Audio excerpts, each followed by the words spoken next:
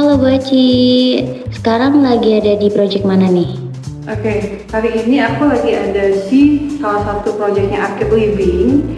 Jadi lokasinya ada di Cibubur, tepatnya di satu perumahan. Nah ini ceritanya kita ada dua rumah, kita gabungkan jadi satu.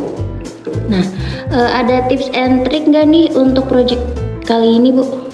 Nah ini kebetulan aku lagi ada di kolam renang. Jadi sebenarnya ini tuh ada dua rumah, depan dan belakang. Jadi ada kemudian ada ruang bebasnya ya, biasanya ada taman yang itu memang dari developer. Nah kemudian kliennya minta dibikin menjadi suatu ruangan dan kolam renang. Nah kali ini aku mau kasih tip-tip untuk bikin kolam renang. Nah, ketika bikin kolam renang, yang perlu kalian sahabat Arcade Living ketahui adalah area mana yang terpanjang untuk berenang, ya kan? Kemudian kenali siapa penggunanya, usernya siapa nih, orang dewasa kah atau anak-anak, karena pasti akan berbeda untuk kedalamannya tentunya.